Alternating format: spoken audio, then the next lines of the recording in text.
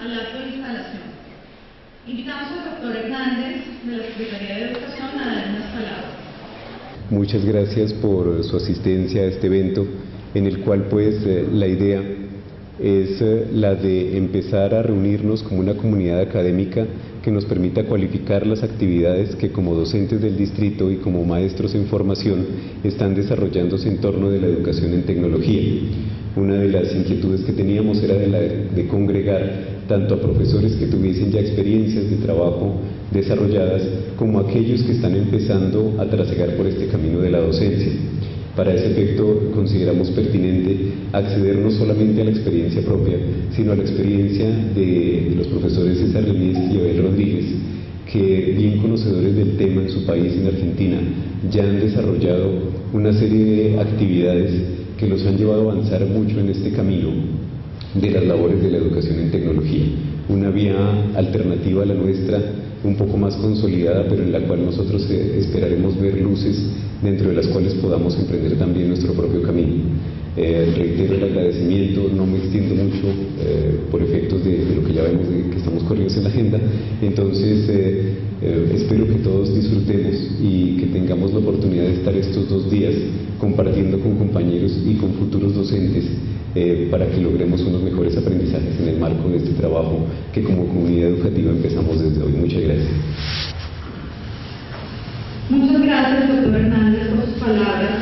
Invitamos en este momento al doctor Luis Eduardo Esquilla de la Universidad Pedagógica Nacional. Muy buenos días.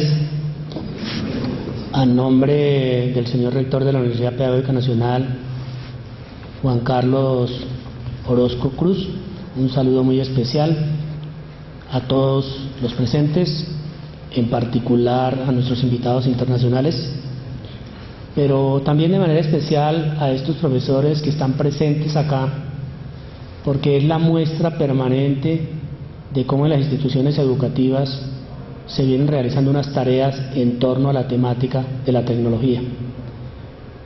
Qué bueno que se hagan esos encuentros, qué bueno que asistan los muchachos que han participado en el desarrollo de estos proyectos, impulsados obviamente por sus profesores, por sus líderes académicos en cada una de las instituciones educativas. Siempre en las improvisaciones surgen cosas muy personales, siempre. Soy de los menos jóvenes aquí presentes y recuerdo muchísimo las aventuras del Roldán el Temerario. No sé si algunos después en la historia la han visto, donde bebíamos cosas que uno decía, esto nunca se va a llevar a cabo, nunca. ¿Cómo? Salir del planeta, etcétera. Eso hace que uno diga, bueno, la ciencia ficción que en un momento dado se escribe, poco a poco, por ese gran desarrollo de la capacidad humana, llega a aterrizar y a convertirse en grandes realidades. Por eso también quiero ser corto y decir solamente, hacer una invitación a inventarnos más seres imaginarios para que nuestra imaginación crezca y obviamente en la actitud del trabajo diario esa imaginación se convierta en realidad. Palabras de los seres imaginarios, solamente mencionar de ese libro el autor Jorge Luis Borges, que nos invitó a imaginar muchas cosas. Obviamente ustedes van a superar las cosas que se escriben y van a dar espacio a nuevas imaginaciones, a nuevos inventos. Bienvenidos de todas maneras, gracias por permitirnos conocer su trabajo. Bienvenidos nuevamente al Encuentro Nacional de Experiencias Curriculares y de Aula en Educación en Tecnología e Informática. Y como bien lo ha dicho el profesor Jaime Hernández, empecemos a disfrutar del deleite de conocer la producción y los nuevos conocimientos que nos traen ustedes hoy a compartirlos. Muchas gracias. Muchas gracias, doctor Esquilla, por sus palabras. Donde la idea es, digamos, el objetivo de la escuela y es involucrar a la ciudad en la mejora de las condiciones de aprendizaje y de asistencia de los niños a las escuelas. Otros enfoques son ciudades educadoras, donde también aparece ya la escuela, pero donde se dice que la ciudad es un gran agente pedagógico que enseña permanentemente En función de estos aprendizajes, lo que debe ser la escuela es un actor en estas enseñanzas, por lo que puede ver hay ciudades colombianas como Cali y Medellín que trabajan con estos enfoques. Un enfoque que también tenemos en la Argentina se llama aprendizaje-servicio o service learning. Quizás lo interesante que tiene esta mirada, también lo llamamos aprendizaje solidario, es pensar actividades curriculares donde se genere algún tipo de producto que pueda mejorar las condiciones locales, fundamentalmente de los sectores más postergados de las comunidades. Incluso esto tiene un desarrollo interesante. Se ha implementado incluso en la Argentina un premio presidencial de escuelas solidarias, donde se suelen recibir miles de proyectos de escuelas y se premia a la mejor en el sentido de cómo está, del efecto social que produce, pero también se premia cómo está involucrado en el currículum, en la actividad escolar, cómo se trabaja en contenido. Les cuento, alguna vez ganó un premio una comunidad del interior de nuestro país. Nosotros lo llamamos interior, en realidad todo lo que está en el país es el interior, pero está la capital federal y el resto es el interior. Una visión muy centralista que tenemos los de la ciudad de Buenos Aires. En la provincia de Neuquén, sí. La presentación y que después ir avisando al momento que la van a cambiar. Sí, cómo se pone. Decía, generadores por ejemplo desarrollaron unos generadores de electricidad eólico para comunidades donde no había, alejadas de los centros urbanos, donde no tenían electricidad, y esto produjo un efecto muy interesante dentro de la escuela, donde toda la escuela empezó a orientarse, a organizarse en función de esta actividad, y cambiaron las relaciones, los vínculos con los docentes, que fue una experiencia realmente positiva. Otros han hecho campañas desde las áreas de educación para la salud y desde las áreas de español o lengua, como las llamamos nosotros, de difusión de prevención de enfermedades típicas locales.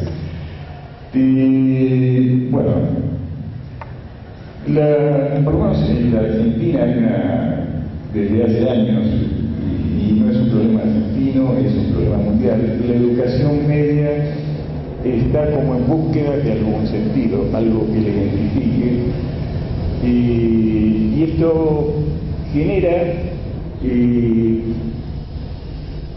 vínculos complejos entre docentes y alumnos, y el desarrollo, los docentes deben generar una serie de estrategias para lograr el interés y la atención de los alumnos, en contextos donde lo que hoy podemos llamar culturas juveniles generan un aporte de conocimiento, pero también una gran dispersión, ciertas prácticas de la vida cotidiana en general, con mucha información no proposicional como es la que propone la escuela, generan determinadas formas de aprendizaje o determinadas formas de relacionarse con el conocimiento al alcance de la mano, digamos, ¿no? Cada vez que uno abre una computadora y tiene internet, tiene un mundo de saber ahí atrás.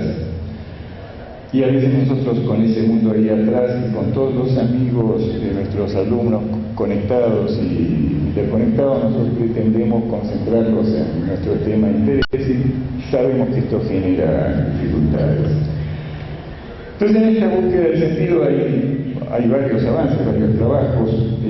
Yo menciono uno que me parece interesante. Bueno, yo soy ese es mi correo electrónico. Podemos pasar a la siguiente. Bueno, una importantísima pedagoga argentina, Flavia Terilli, plantea que se puede explicar las dificultades de la escuela media en algo que ella llama tres causas, las llama un tipo de de hierro, como para dar una idea de lo difícil que es modificar esto, que sería como una de las estructuras del problema de la escuela media. Ella menciona estos tres elementos que ven ahí. Uno lo llama la clasificación del currículum, que es esta organización del currículum en disciplinas.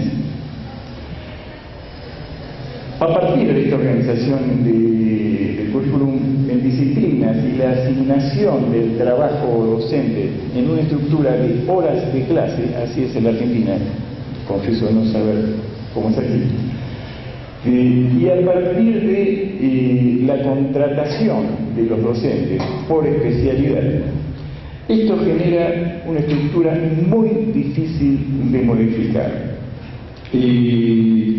Superar esto implicaría intervenir en este trípode de hierro que se llama Terici para proponer otra estructura de escuela. Y yo voy a poner el énfasis en el tema de la clasificación de los currículum. Y esta idea viene del sociólogo de la educación inglés, Basil Bernstein, que hace algunos aportes interesantes a la hora de pensar la escuela como sistema que comunica y transmite conocimientos a los niños. Pasamos a la siguiente. Bueno, aquí hay algunas ideas. Están algunos conceptos interesantes. Habla de democracia y derechos pedagógicos, ¿no? Y me pareció fértil esto, porque en principio dice que los sujetos deben sentir intereses en la sociedad, pero cuando habla de intereses no está poniendo a un sujeto en condiciones de recibir, sino también en condiciones de intereses de dar. O sea que uno debe decir, ¿qué puedo darle yo a esta sociedad? Y también dice que los sujetos deben confiar en las instancias políticas que ellos creen que pueden satisfacer esos intereses. En el caso particular de la escuela, es que podríamos pensar que los sujetos deben confiar, ellos como actores de la educación, en la capacidad que tiene esta institución de satisfacer estos intereses. Y con respecto a los derechos pedagógicos, esto es interesante. Plantea tres. Pasamos a la siguiente.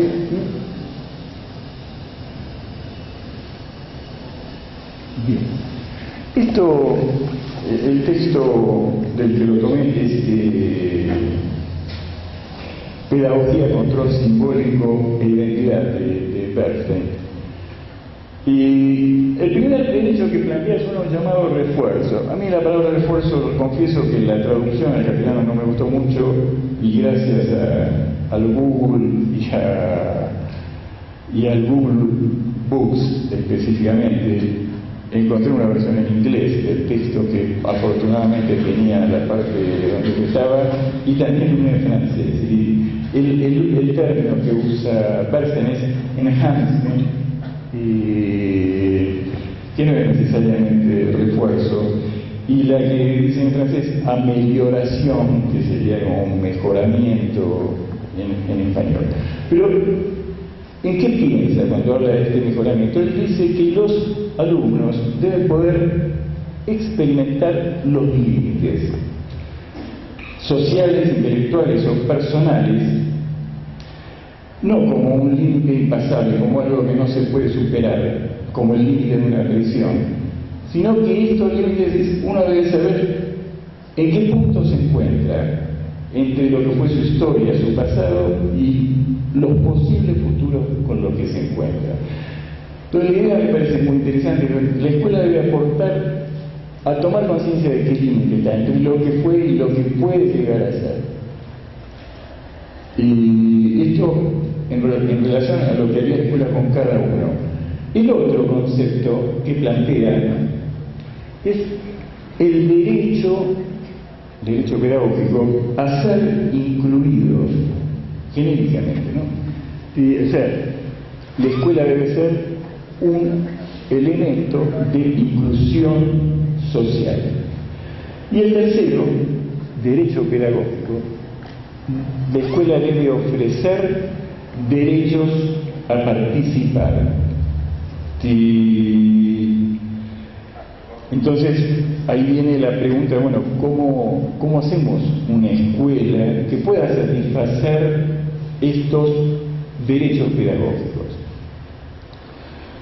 Y acá habla dice así, una idea muy fértil también, para mí, por lo menos, que la escuela habla a través de 3 sistemas de mensajes, así lo llama Bernstein. Pasamos a la siguiente. Ahí está.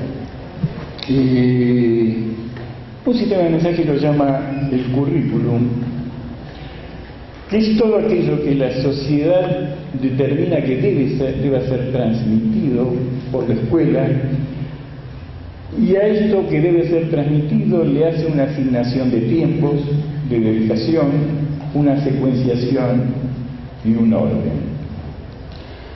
Diferencia de otro sistema de mensajes, que es lo que él dice, que es el que llama la pedagogía.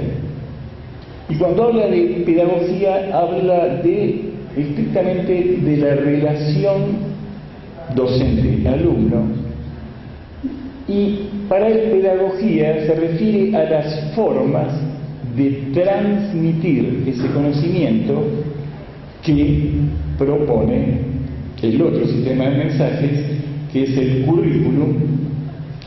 Y por último, la evaluación. La evaluación es la que mide la eficacia de estos 2 anteriores para ver cómo fueron transmitidos esos conocimientos en función de los medios o la forma de transmitirlo que se hayan elegido.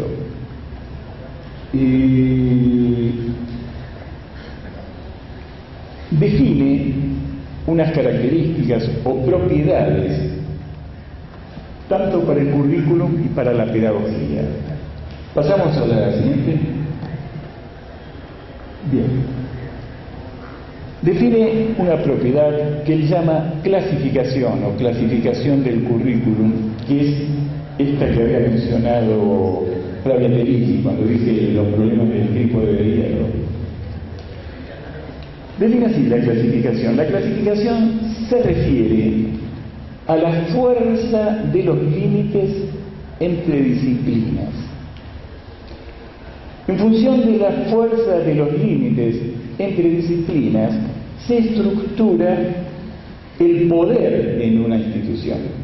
Por ejemplo, límites fuertes determinan una organización alrededor de las materias o disciplinas escolares, y adentro de cada disciplina hay una estructura de poder. Suele haber jefes de la materia y ayudantes, hay una relación de poder, y el conocimiento que se transmite estará acotado a ese cuerpo de conocimientos.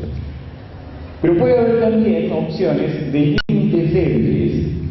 Límites débiles, por ejemplo, como un ejemplo, a veces a la hora de organizar los currículos, por lo menos en la Argentina, hubo una discusión entre proponer áreas del conocimiento, por ejemplo, el área de estudios sociales, y cuando se habla de área de estudios sociales se estaría involucrando a distintas disciplinas de las ciencias sociales, las tradicionales historia, geografía, pero también podría ser economía, si le podemos plantear. Entonces, una formulación, geografía, historia, economía, sería una formulación con límites fuertes, y esto implicaría un currículum agregado, y pensar en áreas habría una idea de límites débiles. Y lo interesante es esto, lo que está buscando Bernstein con esta idea de cómo habla, es decir, la escuela, más allá de las materias, más allá del conocimiento, enseña otro tipo de cosas, condiciona otro tipo de identidad, de subjetividad. Pasamos a la siguiente. Y la otra característica es la que se llama, y es una característica de la pedagogía, o sea, ese otro sistema de mensajes, habla del enmarcamiento. El texto es un capítulo del primer tomo, Clases, Código y Control, de Bernstein, que se llama justamente Clasificación y Enmarcación del Conocimiento Educativo. Y dice, en función de la forma de transmitir el conocimiento, que es lo que supone la pedagogía,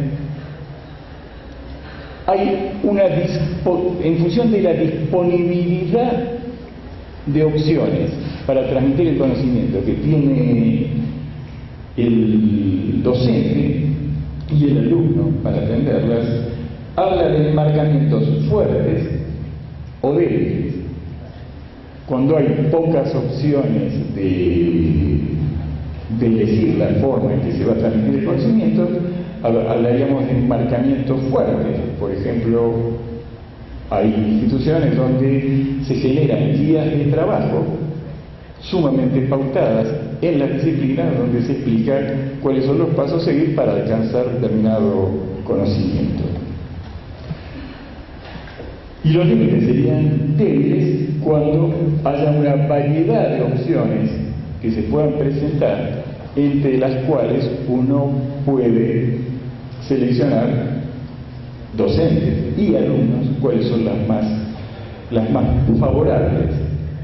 Y la otra característica, y acá empieza a desaparecer la idea de desarrollo local, Bernstein plantea también que con el enmarcamiento tiene que ver la distancia que hay del conocimiento cotidiano del alumno al conocimiento que la escuela provee. ¿Qué es lo que supone esto? Con enmarcamientos fuertes, el conocimiento de la vida cotidiana del alumno no está presente en la escuela. La escuela entonces empieza a manejar un código, lo que se dice en otras áreas, como se suele decir. La escuela recontextualiza el conocimiento y lo pone en un formato para que pueda ser aprendido por los alumnos. Pero ese conocimiento propio de la vida cotidiana, y acá empieza a aparecer la idea de lo local, que es lo que percibe y siente el alumno en su vida cotidiana, esto no está en la escuela. Entonces, había una idea de que el conocimiento cotidiano podría estar o no, en función entonces de la variedad de opciones y de la distancia del conocimiento cotidiano. Bernstein habla de enmarcamientos fuertes y enmarcamientos débiles. Entonces, en función de esto genera, dice, la combinación de la clasificación y el enmarcamiento genera lo que se llama un código educativo. Y entonces estos códigos pueden ser códigos agregados, que serían aquellos con clasificaciones fuertes y con enmarcamientos fuertes. Y hay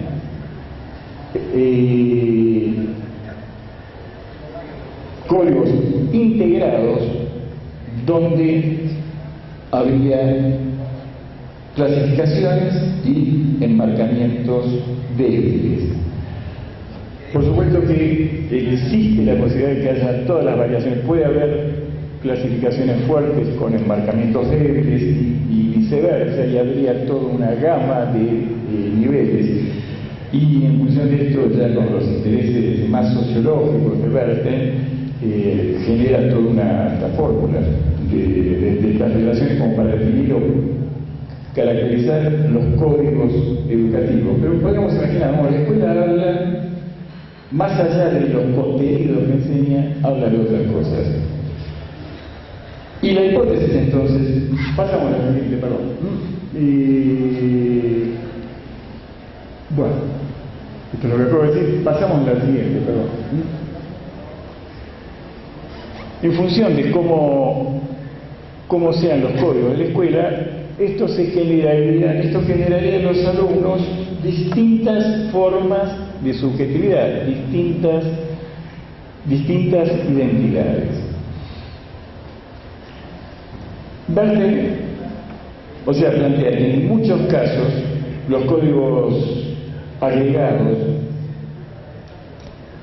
son una fuente de fracaso escolar para aquellos niños que no pueden soportar o sostenerse en el contexto escolar, donde su realidad diaria está fuera de la escuela. Y esto puede ser un fuerte una fuerza selectiva de la escuela, y el alumno termina aprendiendo qué es lo que puede traer desde afuera adentro de la escuela. Y muchas veces en estos contextos los alumnos no hablan de su vida, que por ahí los afecta, los condiciona, los angustia. Muchas veces se avergüenzan de sus propios contextos, de sus propias condiciones de vida. Pero fíjense, y nosotros estamos empezando entonces, acá es donde viene el vínculo con el desarrollo local. Y si nosotros pensamos en una escuela vinculada o relacionada a un proceso de desarrollo local, Bernstein propone que para que existan códigos integrados es necesaria una idea relacionante. Este es el texto. Y dice que nosotros acá en hipótesis sería, bueno, el desarrollo local podría ser una idea relacionante para formar otro tipo de sujeto más vinculado, integrado con su territorio, con su ambiente, con sus condiciones de vida, que esto sería un elemento de su propia educación, que lo ayudaría a comprender mejor sus condiciones. Muchos plantean con este concepto de resiliencia, que una de las condiciones de la resiliencia que uno pueda entender para superar los golpes que la vida le propone, debe poder comprender las causas que se lo generan. Entonces propone que pasamos a la siguiente, ¿vale? Entonces, ¿cómo propone que puede una escuela trabajar con códigos integrales? Pasamos a la siguiente. Bien, pasamos a la siguiente, por favor. Hemos tercerizado el pase de transparencia. Yo lo podría haber hecho también tranquilamente. Tengo un mouse. Hola, pero bueno. Y pasamos a la siguiente, si hay alguien que pase las transparencias o que no haya tenido algún problema digestivo en este momento. Y bueno, pues vamos a hacer. Él plantea 4 elementos necesarios como para poder generar códigos integrados, o sea, pensar una escuela con códigos integrados. En principio tiene que haber un consenso entre todos los docentes de cuál es la idea integradora. Y esta idea integradora debe ser lo suficientemente explícita para que esto suceda. O sea, solo puede. Y esto es un consenso ideológico, porque cuando estamos hablando de desarrollo local estamos diciendo determinada forma de pensar. Después hablaré un poco más de desarrollo local. Después dice, eso, tiene que haber un consenso. Después, la característica entre la idea de la unión entre la idea relacionante y el conocimiento que se coordina o que se debe transmitir también debe ser coherentemente explicitado. O sea, que cada docente debe poder explicar claramente la relación de lo que enseña con la idea relacionante. Luego propone, ya acá entra en la estructura de la organización, se debe poner. Pasamos a la siguiente, perdón. Debe constituirse grupos en la traducción comités, pero bueno, el nombre genérico sería del personal docente para crear lo que se llama un mecanismo de realimentación. O sea, si se va a instalar un proceso donde se está pensando en trabajar de otra forma, debe haber un espacio colaborativo grupal de los docentes para que esto vaya corrigiéndose, vaya mejorando. Y por último, el tercer sistema de mensajes con lo que la escuela habla, no digo que se me ocurren cosas que 28 años de docente, digo, alguna vez le preguntaba a sus alumnos, pero esto que dice, ¿lo va a tomar en la evaluación?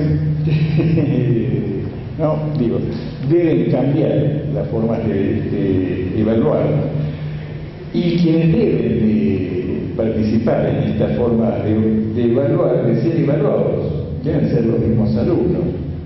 Los documentos curriculares encontré propuestas que están muy en vigencia hoy, que dan opciones para aclarar esta forma de evaluación. Se habla de los documentos que viven portafolios escolares, donde hay estos agrupamientos de los productos que los alumnos van teniendo a lo largo del tiempo, o planillas de cotejo, donde se clasifica y muy bien se explicita qué es lo que se pretende saber de cada alumno. Pero este es un tema que debe ser tratado para trabajar así. Y estas formas de pensar, estas formas de trabajar, también son mencionadas por algunos sociólogos de la educación como efecto escuela o efecto institución. Escuela, o sea, cuando se evalúa, se investiga el éxito, el fracaso de distintas experiencias escolares, en general las buenas prácticas docentes suelen tener que ver con un elemento que siempre está presente, que es lo que se llama efecto escuela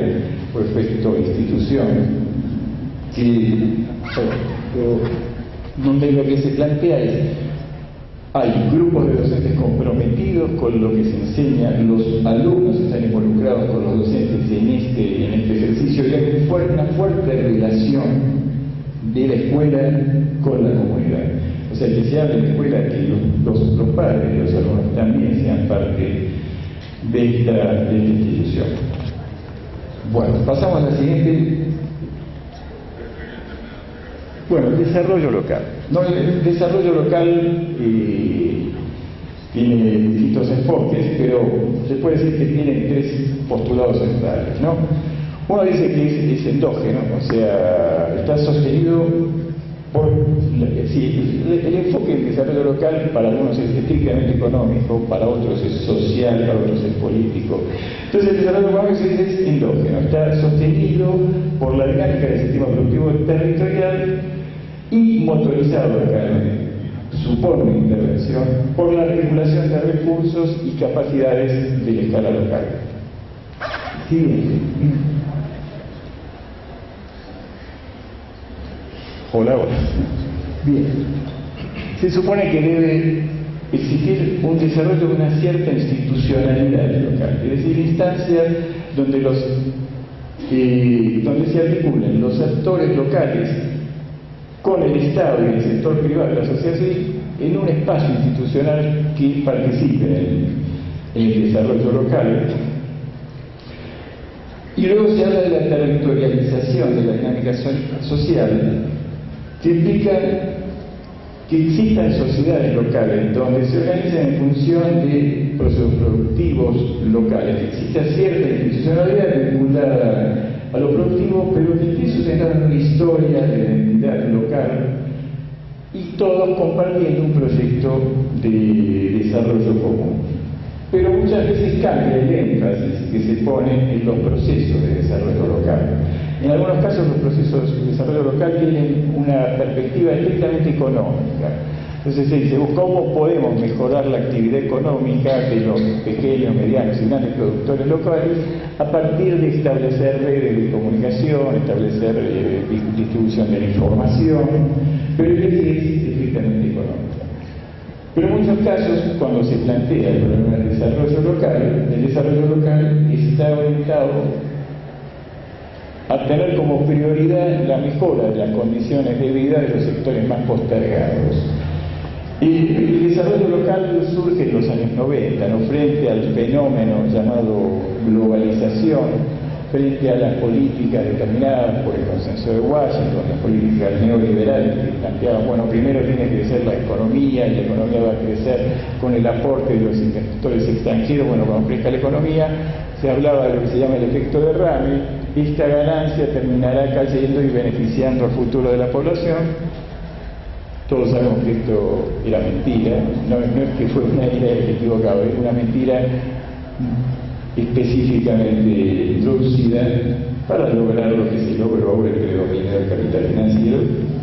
Por suerte esto se superó en nuestros países, en América Latina, pero todos podemos ver cómo esto está haciendo crisis en Europa y afectando por supuesto a los más débiles.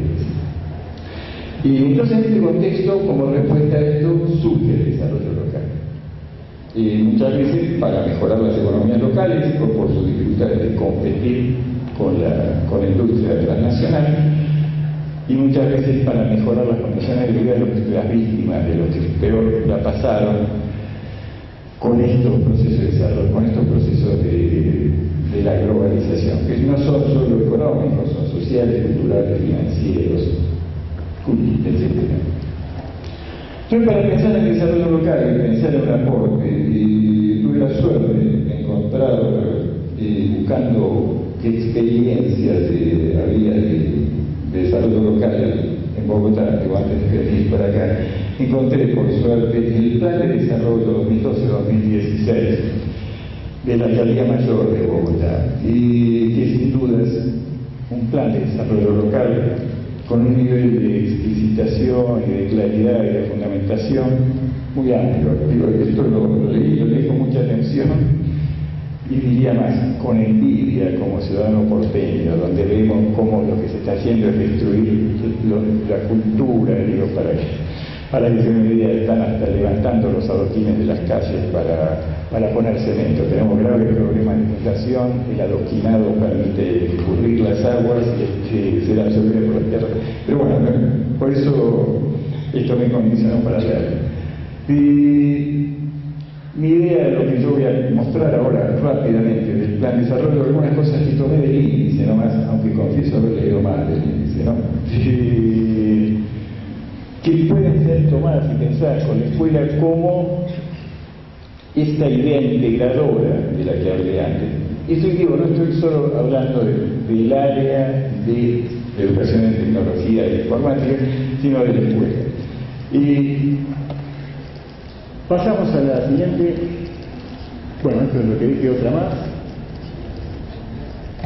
Estas son algunas cosas del índice que tomé, que les propongo leerlas y que cada uno imagínese qué puede hacer con esto en su práctica cotidiana o en su institución. Bueno, en principio explicita el enfoque. Yo dije que había varios enfoques. Acá se habla de reducir la desigualdad y la discriminación social, económica, espacial y cultural.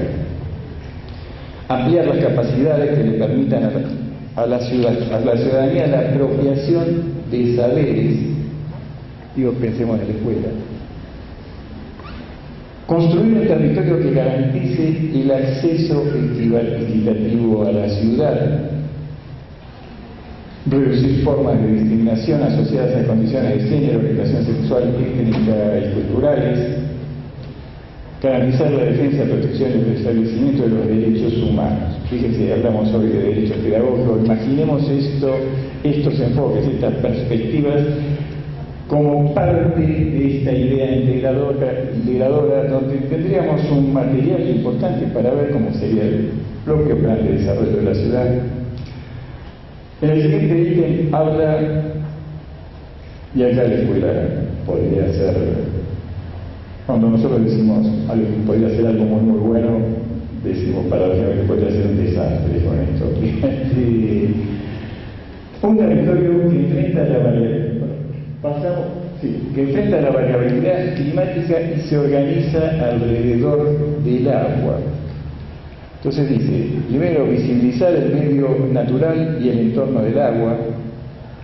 La naturaleza está en el centro de las preocupaciones del desarrollo. Todas las escuelas sabemos que es un saber de los más tradicionales, las ciencias naturales, y aquí está, digamos, podríamos pensar en todos los contenidos vinculados a lo ambiental, para ayudar a mejorar y leer la realidad local, donde viven los alumnos y la ciudad en la que viven, ¿no?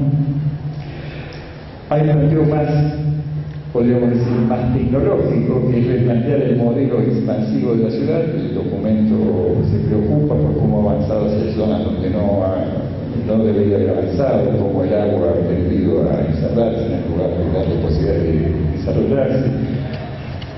Plantea el cambio tecnológico en los modos de transporte y plantea promover cambios culturales. Fíjense, acá con esta parte del documento curricular, cada área podría trabajar ya con esta lógica. No sé si se entiende esta idea.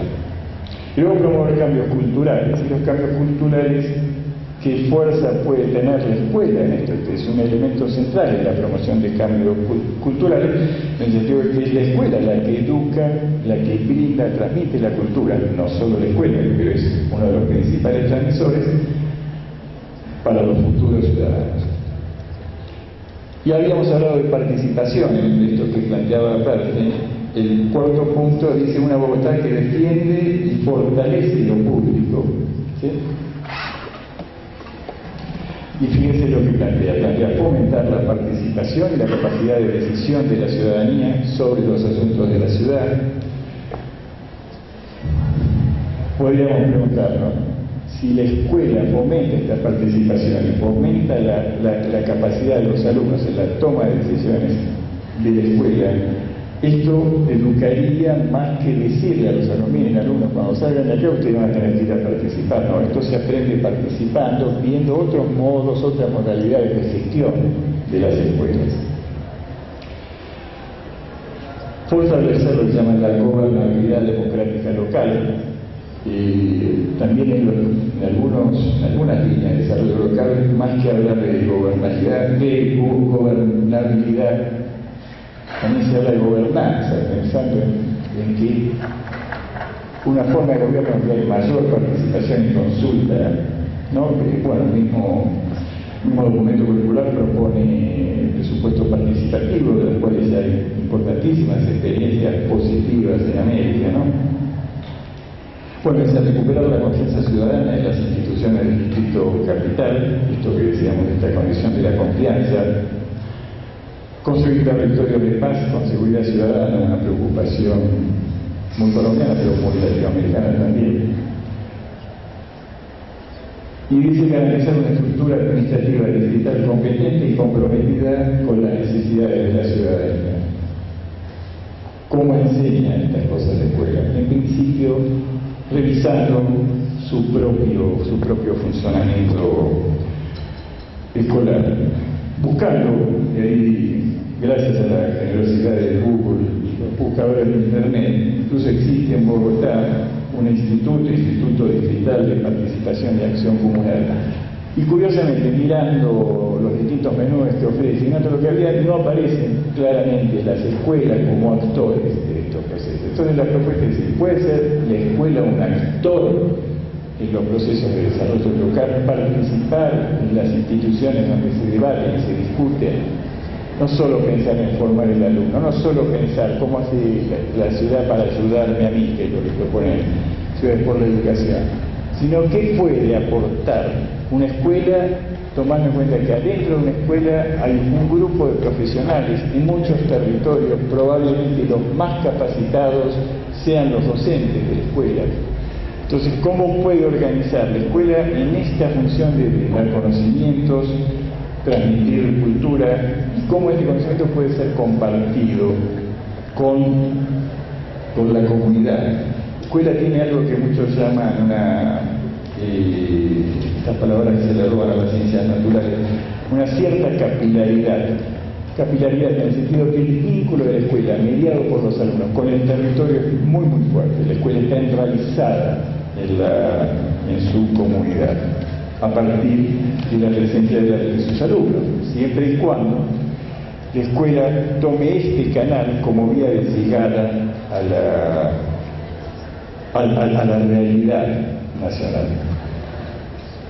Y pasamos a la siguiente.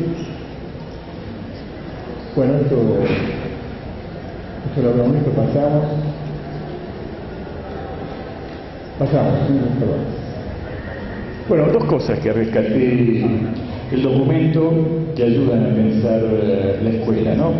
Y una frase, una innovación necesaria que debe promover este plan y de los intercambios de experiencias y prácticas públicas, privadas y ciudadanas, de mutuo aprendizaje y mutuo beneficio. Si uno piensa en la fortaleza que brinda la red de comunicación, las oportunidades que brinda el hecho de que todas las escuelas están ya informatizadas, acá aparece una preocupación de la ciudad en la cual la escuela podría ser, escuela y las escuelas vinculadas entre sí podrían ser puerta gente para esta cuestión.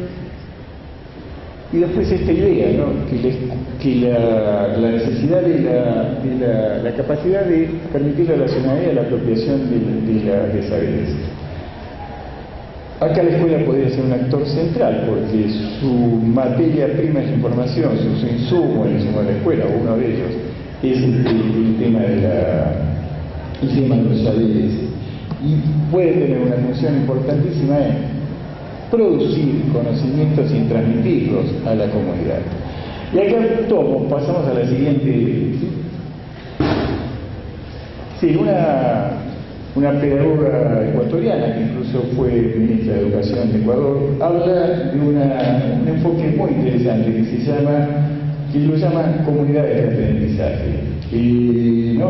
Dice, es una comunidad organizada que construye y se involucra en un proyecto educativo y cultural propio para educarse a sí mismos, a sus niños, jóvenes y adultos, en el marco de un esfuerzo endógeno, cooperativo y solidario, basado en un diagnóstico no solo de sus carencias, sino sobre todo de sus fortalezas para superar tales debilidades. En esta idea es una comunidad con sus escuelas trabajando en aprender, en producir un conocimiento para mejorar las propias condiciones de vida. Entonces es un enfoque que también puede ser tomado en esta idea de articular con lógicas organizativas a la escuela con una comunidad. Y pasamos al siguiente. Existe en el ámbito del desarrollo local, aún de las perspectivas más economicistas, vinculadas a otras perspectivas más preocupadas por rezagar, ¿no? Uno de los enfoques más fuertes y con una fuerte impronta en la Argentina, al menos, es el tema de la economía social y solidaria. Brasil tiene un desarrollo importantísimo con millones de personas trabajando en cooperativas, en el movimiento de la economía solidaria, con mucho apoyo oficial. Lo mismo sucede en Bolivia y en Ecuador. Pero desde las perspectivas de los desarrollos y las mejoras, esto se habla de un área de conocimiento que la llaman gestión del conocimiento, ¿no? Y la gestión del conocimiento asociado a procesos de desarrollo local, y se propone una serie de elementos, ¿no? Que acá mencioné algunos: consulta periódica de datos, elaboración periódica de análisis con datos, consulta de datos no publicados, elaboración periódica de análisis con datos no publicados, construcción de acuerdos para cruzar datos de otra fuente. Pasamos a la siguiente. Bueno, apoyo a la realización de estudios, encuestas y sondeos, realización de estudios, armado de indicadores de la actividad productiva, y acá hay algo interesante: armado de un sistema de información económica local, ¿no? Un sistema de información local, que pasamos a la siguiente, ¿no? Ahí se propone, ¿no? Es un sistema de información que tiene que tener en cuenta las características del lugar. Y acá viene lo que me interesa mostrar de todo esto: identificar una institución donde anclar físicamente al sí. Una hipótesis posible sería que en las escuelas podría encontrarse un ámbito físico, que por supuesto que lo tiene, abierto a la comunidad para producir información vinculada a lo local. Bueno, luego sigue una serie de comentarios: desarrollar diálogos y acuerdos con los que producen los generadores locales, comerciales, de generación de información. O sea, la escuela puede establecer diálogo con estos espacios del Estado o privados que lo hagan. Y bueno, y luego definir metodologías para poder producir estos conocimientos, acceder, documentarlos, registrarlos, publicarlos. Y pasamos los siguientes, ¿no? Y bueno, decíamos, todo esto, generar capacitación para el uso de la información y preservar la información social, histórica, valorar las actividades de generación de la información que ya se realizan. Si la idea, fíjense, podemos pensar una escuela en función del territorio, de la perspectiva de producir conocimiento local, pensando a los alumnos en esta acción, donde la propia actividad escolar se involucre con lo que se produce en relación al conocimiento en la escuela, en las áreas de estudios sociales, la historia, la geografía. Incluso me llamó la atención leyendo el documento del plan de desarrollo local, la variedad de indicadores sociales con fórmula matemática. Digo, hasta el área de matemática podría encontrar, por ahí un docente de matemática dirá, ¿y yo qué puedo hacer en el proceso? Bueno, en principio, para comprender la misma realidad social se puede acceder a un conocimiento producido con contenidos estadísticos, probabilísticos, que describen de alguna manera los ámbitos de producción local. Incluso podrían establecer estos mismos indicadores como ejercicios escolares para entender de qué se trata y cómo se puede leer la realidad desde una mirada más estadística y probabilística. Entonces digo, la propuesta, la idea es, no solo estamos pensando en un área, o sea, del desarrollo local no se va a acceder a este desarrollo local a partir de poner una materia que se llame desarrollo local, que esté lunes y jueves de 11 a 12. No pasa por ahí, pasa por determinados conocimientos, determinados comportamientos institucionales en relación a la participación en la gestión escolar, y pasa por sus vínculos a la comunidad. Bueno, pasamos a la siguiente, ¿no? Y yo vamos a entrar ahora ya en el campo específico de lo que implicaría dentro de estas cosas que decimos para toda la escuela, para la educación en tecnología informática, que es lo que nos convoca, ¿no? Y nosotros tenemos en nuestras propuestas educativas, sobre todo tenemos en la ciudad de Buenos Aires, ¿no? Perdón, esto no es la ciudad de Buenos Aires, este es el nivel nacional. La última modificación a nivel nacional de los contenidos escolares ha sido proponer lo que se llaman los núcleos de aprendizaje prioritarios. Una manera que encontró el Estado es decir cuáles son aquellos conocimientos que la escuela debe enseñar. Y en la última propuesta de educación tecnológica hay una organización de contenidos con 3 ejes, ¿no? Estos 3 ejes que propone la organización de contenidos son los procesos, el segundo eje son los medios técnicos y el tercer eje es la reflexión sobre la tecnología como proceso sociocultural, cambios y continuidades. Cuando hablamos de los procesos, que es algo que está presente en los documentos curriculares como contenido, los de Colombia, por lo menos en la guía número 30, nosotros entendemos como proceso como un conjunto de operaciones organizadas. Desde la perspectiva pedagógica, el valor de diferenciar, porque es algo que en la realidad no se diferencia el proceso del medio con el cual se realizan las operaciones, es que a lo largo de los cambios de la forma de resolver los procesos, lo que suele suceder es que esto permanece constante. Si digamos, las operaciones necesarias para hacer pan son las mismas cuando el pan se hace en la cocina de una casa que cuando se hace en una fábrica industrial de pan. Hay que mezclar los ingredientes, hay que amasarlos, hay que dejarlos leudar, hay que darle forma y hay que hornarlos. Este enfoque permitiría que los alumnos, en la medida que comprendan esto, llevan un elemento conceptual que les permite abordar mejor la realidad con la que se encuentran. Por ejemplo, si aprendieron a diferenciar las operaciones que se hacen para hacer el pan en una cocina, en la cocina de la escuela o en la casa. Identificadas las operaciones cuando van a visitar o ver en un video, ver una panadería local que hace pan, ya la verdad no es lo mismo, ya no es lo mismo ver una serie de máquinas que ver cómo se mezclan los ingredientes, que es una operación, que ver con qué se amasa, que ver en qué condiciones se leudan, ver cómo se hornean. Entonces, como una idea de abordar desde la lógica de los procesos, que en realidad la lógica involucra la lógica de la actividad humana, decimos, bueno, cuando el hombre interviene sobre la naturaleza para cambiarla, que es lo que nos preocupa en tecnología, se realizan determinados procesos sobre los insumos. Entonces, por un lado, suceden estos procesos, le ocurren a los insumos, pero por otro lado, el hombre utiliza determinados medios técnicos. Acá viene un aporte de Abela, determinada cuáles son los medios técnicos, aparece un concepto. Bueno, pasamos a la siguiente diapositiva. Claro. Y no solo por eso hablamos de operaciones, hablamos de procesos, hablamos de un concepto técnica o tecnología. Decimos, para entender cuál es el medio técnico hacen falta tres cosas. Esto lo propone Abel, pero también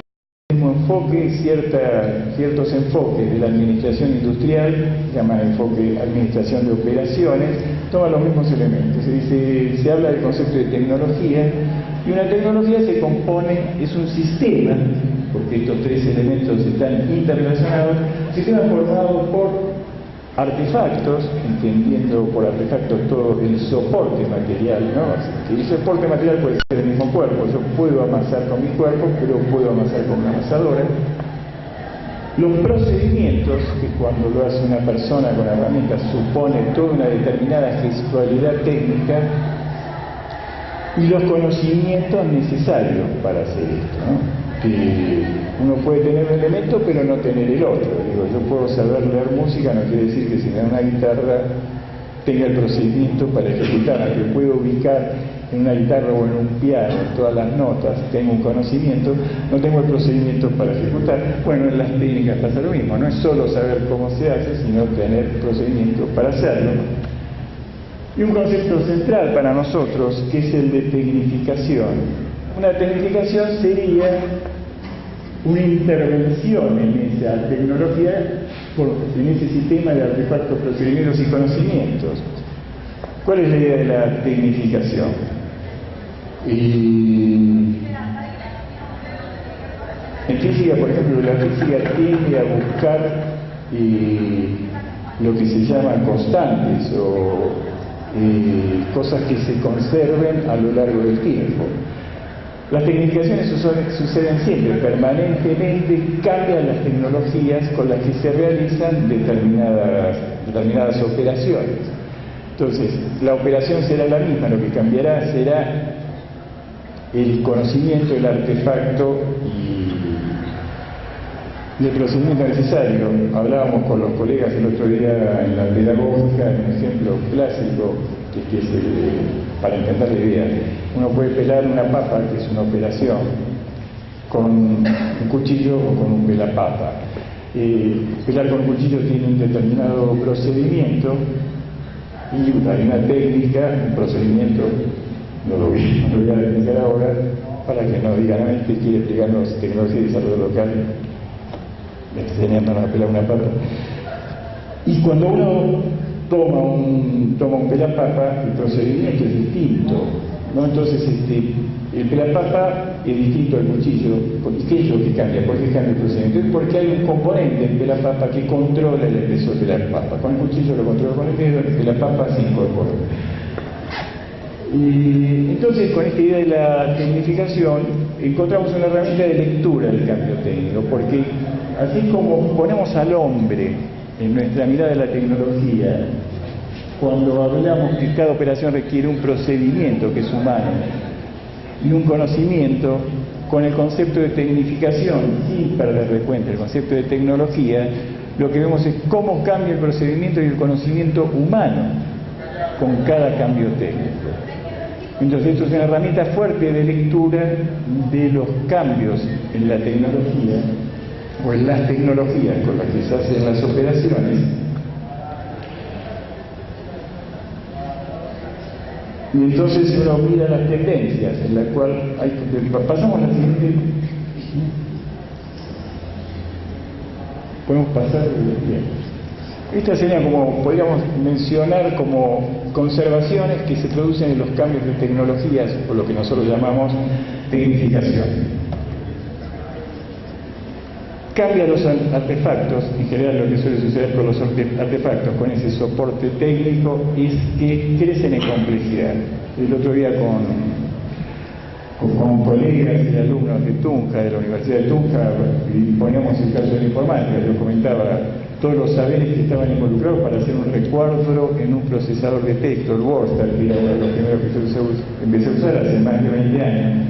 Era un conocimiento y un procedimiento complejo, saber el código ASCII de determinados símbolos con los cuales se iba a buscar el texto, corregir el texto cada vez que se incorporaba un carácter de esto. Hoy en día esto se ha incorporado en un software más complejo y una máquina más compleja con solo pulsar un botón del mouse, no recuerdo. O sea, uno pulsa el mouse, pero estamos creyéndonos que estamos presionando el icono de la pantalla, ¿no? Y con solo hacer un clic sobre un icono de la pantalla, todo esto y este procedimiento lo hace la máquina y ya no lo hacen las personas. Entonces, en esta idea de leer con estas herramientas, lo que va a suceder es que lo que estamos viendo es cómo cambia el trabajo humano con los cambios en la tecnología, que es algo que nos interesa visualizar. Y el otro elemento que después voy a explicar más ampliamente es que está en nuestro tercer eje, es estas miradas sociotécnicos de conservaciones y continuidad. Justamente las operaciones cambian, pero hay continuidades en lo que sucede. Los artefactos crecen en complejidad, se delega parte del trabajo humano en el artefacto. Entonces ya necesito otro conocimiento para realizar las operaciones.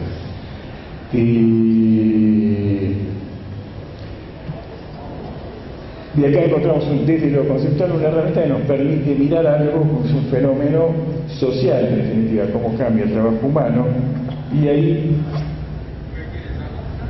es donde deberíamos poner el eje de la educación tecnológica. Nosotros proponemos pensar en esto, en los procesos, en las tecnologías, y en que cambia, que continúa, más que pensar únicamente en los artefactos. Y esta preocupación, pasamos a la siguiente.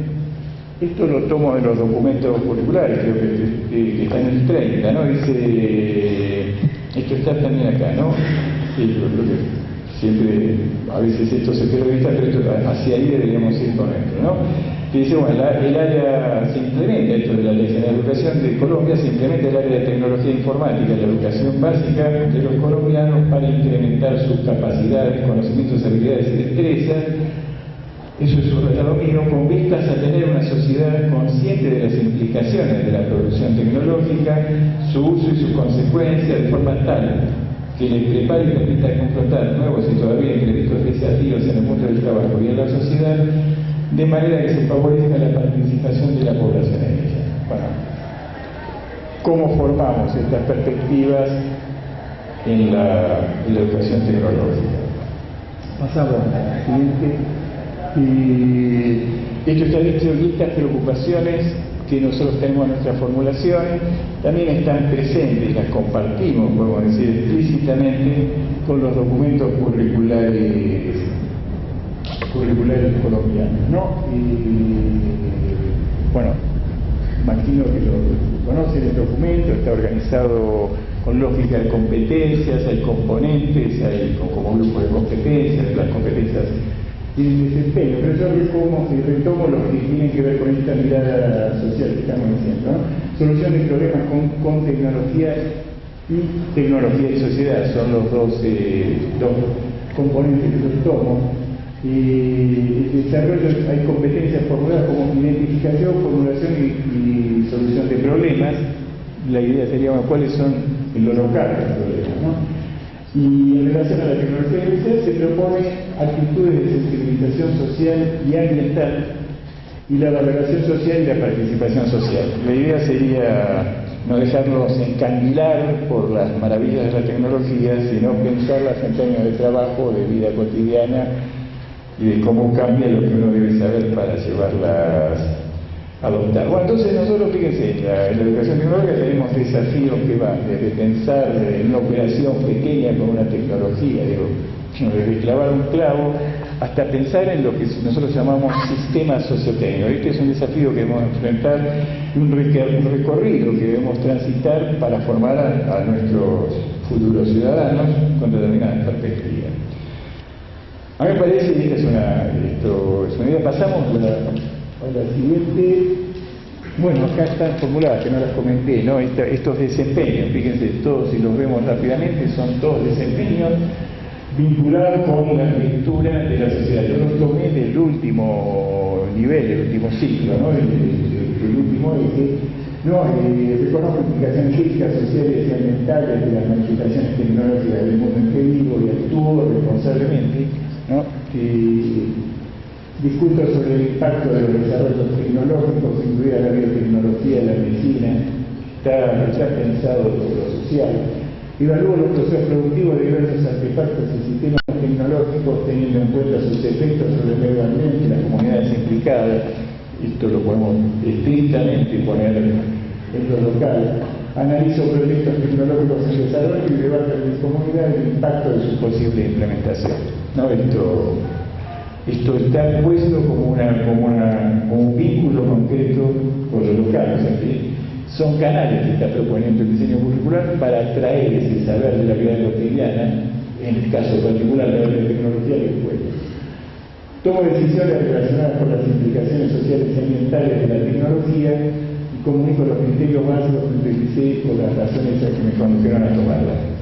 Una cosa que no dice, ¿no? Que la escuela puede ser un proveedor de información, ¿no? Todo eso que producirían las áreas en proceso de desarrollo local, de la sociedad, de la geografía, de las naturales, podrían ser tomadas por un área como la de español o lengua para generar productos comunicacionales y vincularlos a la comunidad. Existen radios comunitarias donde los alumnos podrían preparar determinados programas. Esa es una actividad siempre atractiva, pero con un contenido que podría ser muy vinculado a la local, sobre todo cuando lo que se esté devolviendo es un conocimiento producido de local. Nosotros tenemos experiencias muy curiosas en Bariloche, de escuelas en sectores muy marginales de Bariloche, una ciudad muy bella de su ciudad turística del sur del país, y la más importante del sur del país en relación a lo turístico, pero con zonas marginales muy carenciadas, muy pobres, con mucha violencia, donde hay escuelas con experiencias muy interesantes. Una de ellas es una radio escolar, donde lo que empezó a suceder a partir de los alumnos hacerse cargo de la radio escolar, la demanda de los docentes del área de lengua, del área de español, de corregir la forma de hablar, si los corrigen la forma de comunicar. Fíjense como una cosa tiene lo que sería, si acá lo que estamos hablando de sus propios intereses, sus propias necesidades vinculadas a lo local, y si la escuela las toma. Y bueno, pasamos a la siguiente. Bien. Yo decía entonces, nosotros lo que vamos a pensar a la hora de hacer propuesta en enseñanza, muchas veces, por ejemplo, para trabajar contenidos, una área en la que yo trabajé años de control automático, uno puede dar un determinado problema, y este programa, por ejemplo, podría ser decir, bueno, mejoremos un proceso en el cual se hace pan, entonces se diseña una amasadora, digo, ¿no? Y donde antes, entonces digo, esto es una posibilidad, todo el contexto hogareño, donde presenta un problema tecnológico. Pero no es lo mismo una amasadora de pan en una panadería, en una fábrica de pan, que en una casa. Entonces el lavarropas, que puede ayudar a facilitar, a liberar al ama de casa de su tarea hogareña puesta en un proceso productivo, puede, lo que hará será desplazar de un puesto de trabajo a una determinada persona, y ahí surge en el contexto, cada vez que uno produzca una tecnificación, como la llamamos, en el contexto de trabajo, si los problemas los contextualizamos en la situación del trabajo, lo que estaremos aportando será una mirada de este impacto sobre lo sociotécnico. ¿Por qué? Porque puesto en lo sociotécnico nos habilita, nos da un lugar para la reflexión sobre estas cosas que vimos antes, donde ahí se verán los impactos, efectos que un cambio tecnológico podría hacer, ¿no? O sea, uno puede, digo, no es un ejemplo que es curioso, ¿no? Digo, cómo cierta tecnificación puede derribar o eliminar oficios. O sea, hay máquinas de metalurgia, el torno, una clásica máquina metalúrgica donde el operario, el tornero, era una élite dentro de la industria metalúrgica con un conjunto de saberes que iban desde conocer los materiales, un profundo conocimiento de materiales, un profundo conocimiento de herramientas, un profundo conocimiento de la máquina, de una capacidad de lectura de dibujos técnicos, una capacidad de manejar instrumentos de precisión como el calibre o el micrómetro. Cuando tecnifico y coloco una máquina como un torno de control numérico que es más compleja con esto, una máquina de control que tiene más complejidad, tiene una computadora que controla, tiene motores paso a paso para controlar los movimientos de la herramienta, los movimientos de la herramienta utilizan unos tornillos patrones con una complejidad, como se combina un rodamiento con esferas de acero y una rosca, pero el rol humano cambia perfectamente. Entonces ya la complejidad no está en todo ese saber, sino esa complejidad la tiene que manejar el programador. Y existió, yo he conocido programadores que vivían en programar tornos de control numérico para empresas que lo compraban, que se fue quedando sin trabajo. Los sistemas CAD/CAM, otra tecnificación en el mismo diseñador lo diseña en un sistema CAD/CAM, diseño y manufactura asistido por computadora, que genera el programa que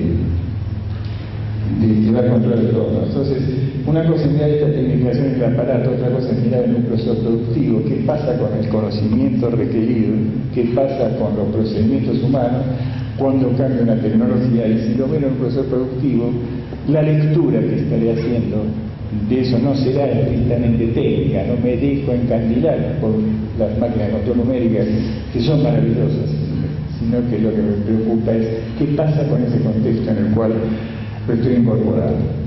Entonces, para mirar estos sistemas sociotécnicos, una herramienta que es la que está en la transparencia y que nos ha resultado fértil o útil. Hay distintos enfoques para esto, que son enfoques que provienen de los estudios sociales de la tecnología, como sistemas tecnológicos, teoría de actores en red, etc.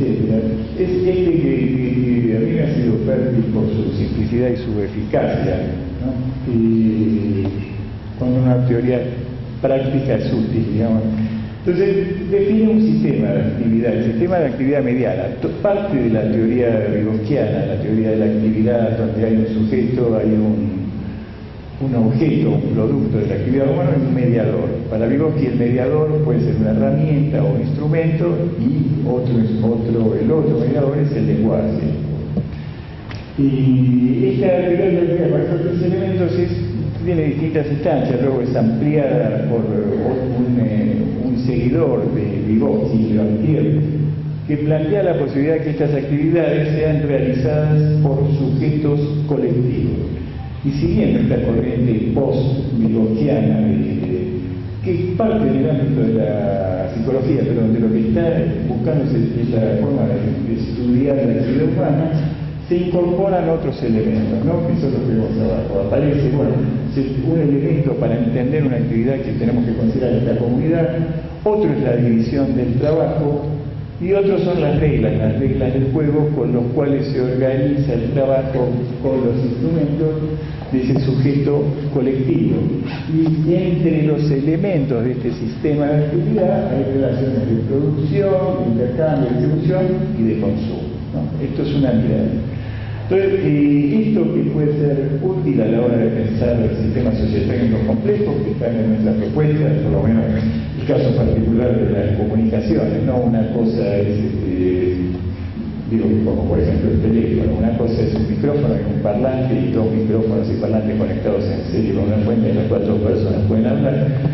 Y otra cosa es una red de 5.000 personas interconectadas, donde cualquiera puede hablar con cualquiera, y esto se puede hacer mediante otra tecnología que es la de las centrales. Entonces, como que el trabajo para lograr ese proceso de transmisión de la información involucra el fabricante de postes, de cables, de edificios, etc. Entonces tengo una herramienta para que se tiene solo sujetos. ¿Cuáles son los productos que utilizo? El producto que tomo es la intercomunicación entre dos personas. Y cómo se hace una división del trabajo, y ahí tengo una lectura de la función de cada sujeto y cómo interviene esto en la comunidad. Cuando esto lo pensamos en sistemas de desarrollo local, que es lo que estamos viendo, y lo pensamos como una herramienta para organizar nuestra propuesta de estudio, ¿no? Por eso la traigo.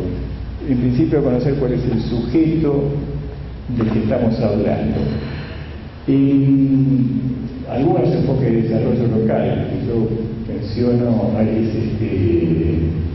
sobre todo a la hora de hacer diagnóstico, que es de donde empieza un proceso de desarrollo local, y yo menciono eso que se llama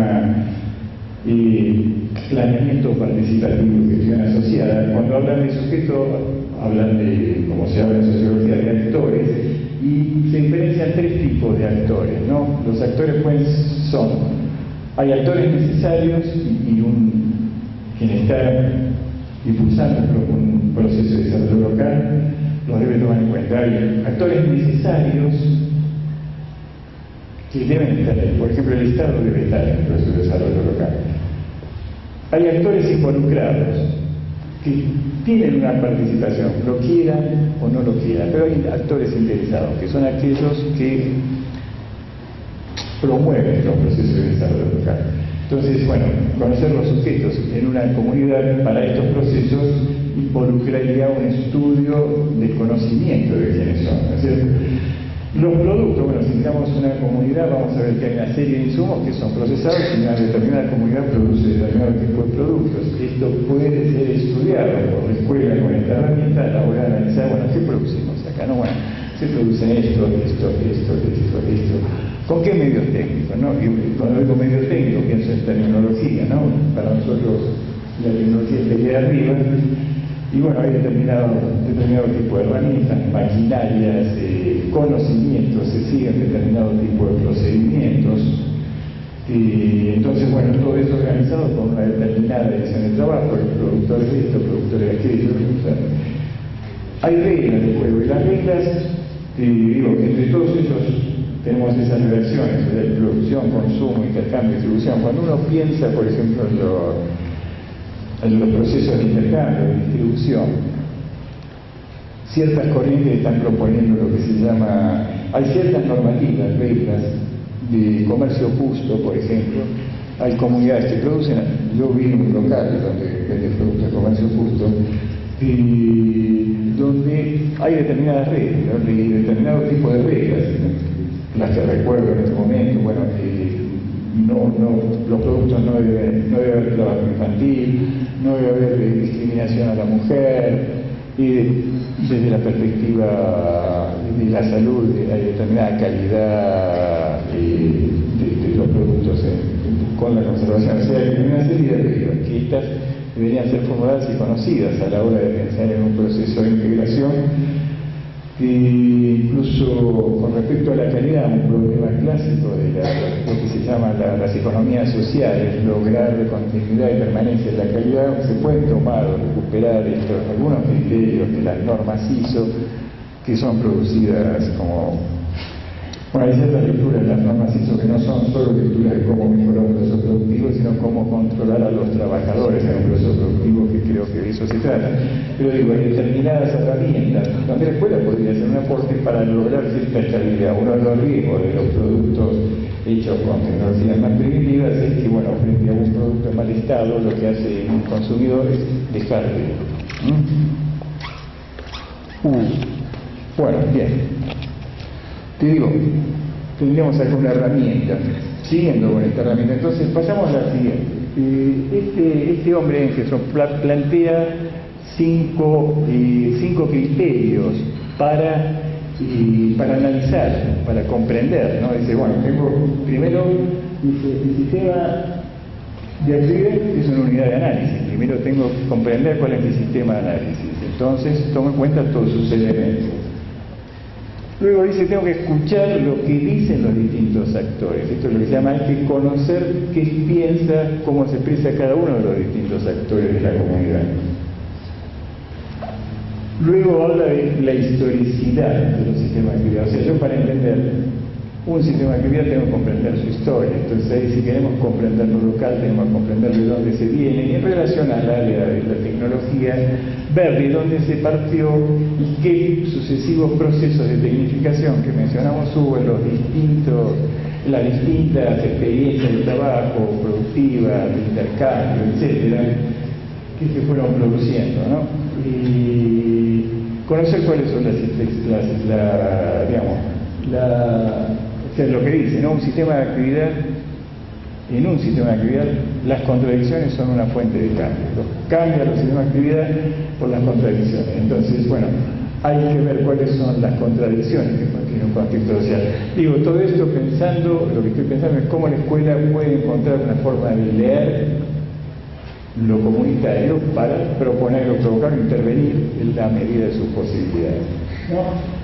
Y después la otra cosa que habla, esto es propio del sistema de actividad, las posibilidades de transformaciones expansivas en los sistemas de actividad. Esto quiere decir que suele pasar de un sistema de actividad, los conocimientos, lo que se produce suele empezar a afectar otro sistema de actividad. Un ejemplo que nos sirve, por ejemplo, para entender cómo la máquina de vapor, que fue una tecnología de vuelta para extraer agua en las minas, se expandió a la industria, al transporte, provocando un proceso técnico, que si lo puede ver así, el cambio, la expansión de esta tecnología fue una de las características de la revolución industrial. Entonces esto, digamos, pensando entonces de herramientas para pensar lo micro, lo tecnológico, y herramientas para pensar lo macro. Entonces pasamos una cosa que acá podemos ver, aparte de esta estructura, ¿no? Esto de esta idea, esto para hablar de sistema de actividad. Los sistemas de actividad interactúan entre sí, entonces lo que es producto de uno puede estar en otro, pero en una escuela va a producir sujetos que trabajen en otro sistema de actividad. Esto era simplemente una referencia la traigo como idea, ¿no? O sea, cuando estudiamos un sistema, pero también estudiamos sistemas interconectados y relacionadamente, y esta misma teoría o este mismo enfoque sería una herramienta para visualizarlo. Bueno, pasamos a la siguiente. ¿Pasamos? Bueno, en el campo particular de la tecnología aparece un contexto que creo que es lo que debería incorporarse como forma de pensar el área, ¿no? Entonces, que las traigo esto, que son lo que se llaman las tecnologías sociales. En general hubo muchos productos diseñados por universidades, ingenieros, institutos de investigación, institutos del Estado, para mejorar determinadas problemáticas locales, ¿vale? Entonces, pongo dos ejemplos que fueron, esto es en el desierto de Atacama, en Chile, se propuso lo que se llaman colectores de niebla, ¿no? Entonces estos colectores de niebla, en ellos se condensa, en la mañana cuando se produce niebla, se condensa el agua que cae por los canales y se acumula. Cada uno de esos paneles que se ven ahí puede producir unos 230 litros diarios. Y se instalaron como 90 y a lo largo del tiempo lo que fue sucediendo fue que la gente los dejó de usar. Entonces hubo una tecnología eficaz o eficiente, como decir, para un determinado problema, pero fracaso. O sea, esto es una cosa, digo, los docentes de tecnología debemos conocer esta experiencia e incorporar estas perspectivas de tecnologías sociales en nuestra práctica. Pasamos al siguiente, otro ejemplo. Este es un productor de biogás, de biomasa de la India, muy eficiente, muy eficaz, que a poco de instalado dejó de utilizarse. La gente no lo aceptó, le resolvió el problema de provisión de gas. Sin embargo, se lo puede ver como un fracaso interesante. Esto, ¿por qué lo traigo? Porque a la hora de pensar una tecnología uno debe tomar en cuenta el contexto en el cual se debe insertar una de las causas del fracaso dentro de biogases era que la cultura de los hindúes no estaba, el de manipular bosta, excremento, este tipo de cosas no fue tomado en cuenta por los diseñadores. Entonces esta tecnología fracasó porque el contexto específico, los saberes de la comunidad, la forma de administrarse no daban. Lo mismo pasó con el anterior, no había, nadie se hacía cargo del mantenimiento, no había alguien con alguna función, o sea, se pensó en el producto sin pensar el contexto. Entonces, desde esta perspectiva de pensar lo local, hay un elemento que debe ser tenido en cuenta. Como respuesta a todo este tipo de problemáticas, aparecen varias visiones con respecto a la tecnología. Pasamos a la siguiente. Y claro, lo que cito es un autor, que los invito a que lo sigan, es Hernán Thomas, que habla de tecnología social, ¿no? O sea, las tecnologías tienen un profundo efecto, como dice,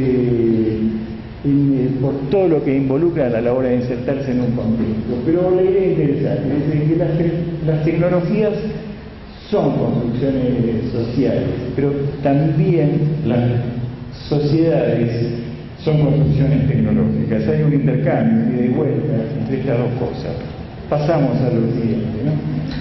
Pasamos a la siguiente etapa. Entonces, claro, se hacen unas preguntas. ¿Cómo deben ser estas tecnologías que se proponen? Se dice, desarrollar tecnologías sociales como soluciones a un problema de exclusión social de los pobres. Hay un problema de exclusión social y ahí desarrollamos una tecnología, o desarrollar tecnologías como un componente clave, pero un componente más, de estrategias de la inclusión social de todo. Entonces, una cosa es pensar un problema y decir, acá vamos a desarrollar esto, otra cosa es decir, tenemos este conjunto de problemas donde vamos a pensar cómo mejorar las condiciones de vida. ¿Se entiende? Son dos enfoques. Obviamente, el que interesa es el segundo. Pasamos a la siguiente. Hay una definición, ¿no?, de tecnología social, que dice que es una tecnología social, pues es una forma de diseñar, desarrollar, implementar y gestionar tecnologías orientadas a resolver problemas sociales y ambientales, generando dinámicas sociales y económicas, de inclusión social y de desarrollo sustentable. O sea, todo eso es lo que debería estar puesto adentro de una tecnología social.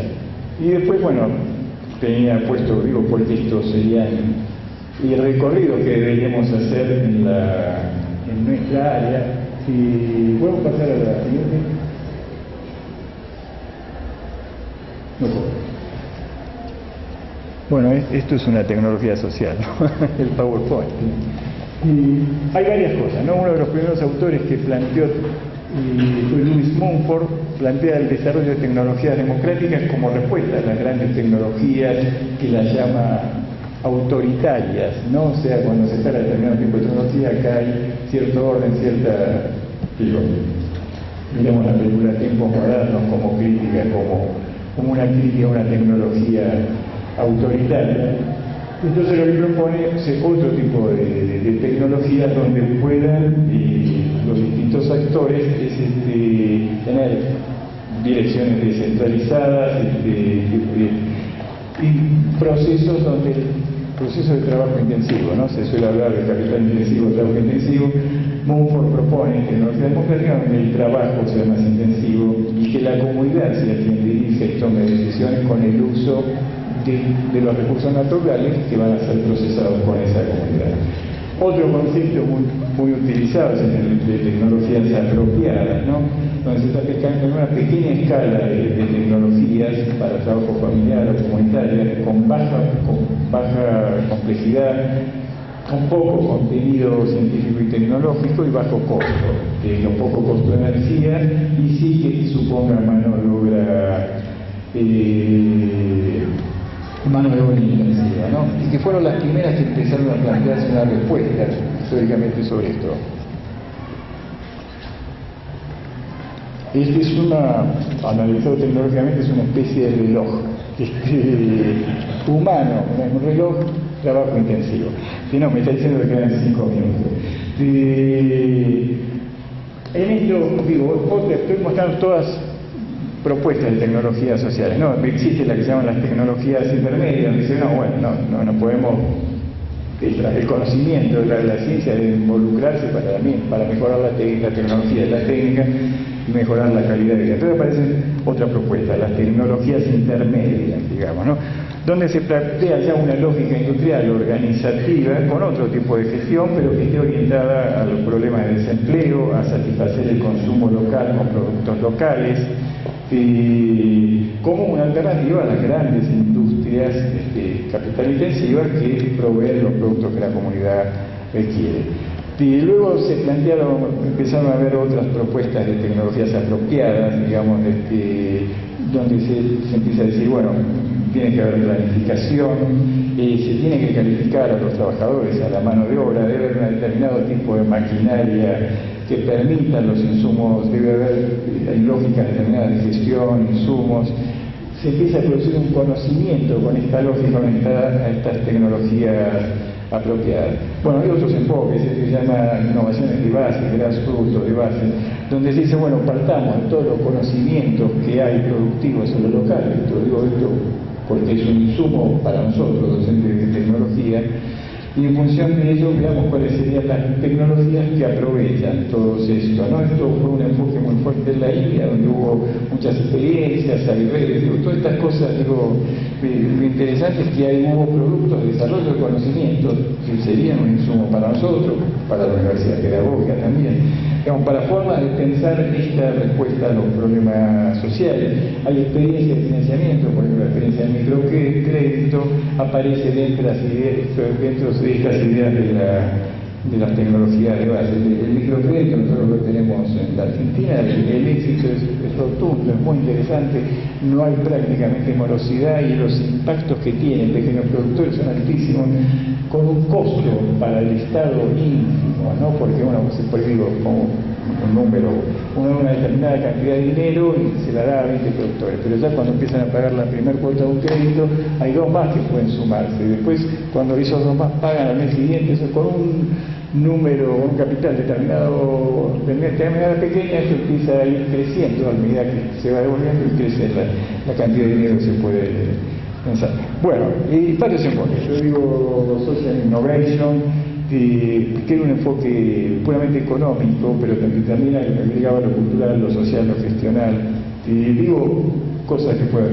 Otros enfoques interesantes que aparecieron en relación con esto, que se llama la base de la pirámide, es decir, el 80% del mundo son pobres. Entonces pensemos en ellos como consumidores y produzcamos para ese 80% tecnologías con precios apropiados.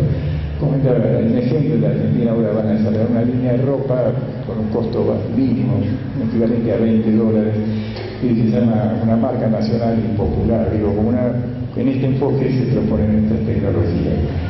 Y pasemos a la siguiente. Y bueno, para terminar, ya termino. Bien, ¿sí? Sí, sí. Y la pregunta, ¿no? ¿Cuántas respuestas de estos temas pueden venir a una escuela articulada con la comunidad, alumnos insertos en las comunidades, trayendo la realidad de la escuela, la problemática, generando ámbitos de discusión y desarrollo de propuestas, relacionándose con otras escuelas, intermediando con los sistemas de ciencia y técnica, ONGs, otras experiencias? La escuela puede ser un elemento que convoque a todas estas cosas. Pasamos a la siguiente. Hay una serie de preguntas, no para cerrar. ¿Cómo imaginamos que responderán nuestros alumnos a propuestas de enseñanza durante que se encuentren involucrados su entorno, su propia experiencia familiar y su propio futuro? ¿Cómo creemos que responderán a propuestas de trabajo abiertas con libertad y autonomía para hacer sus propios recorridos de aprendizaje acompañados por sus docentes y sus instituciones? Preguntas para otras categorías de esta lectura. Pasamos a la siguiente. ¿No hay más? Preguntas. ¿Cómo recibirán los padres de nuestros alumnos esta idea de la confianza? Que decía, publicaciones, informes, notas vinculadas con su propia realidad, cómo participarían en encuentros de análisis de problemáticas junto a sus hijos y a los docentes de sus hijos de la escuela de sus hijos. Bueno, con esto cierto, digo, una propuesta. El desarrollo local es una oportunidad, creo, para la escuela, para pensarla, no solo para nuestra área. Y es un camino al que los invito a pensar, a discutir, a recorrer. Y con esto creo que alguna idea he intentado transmitir. Muchísimas gracias.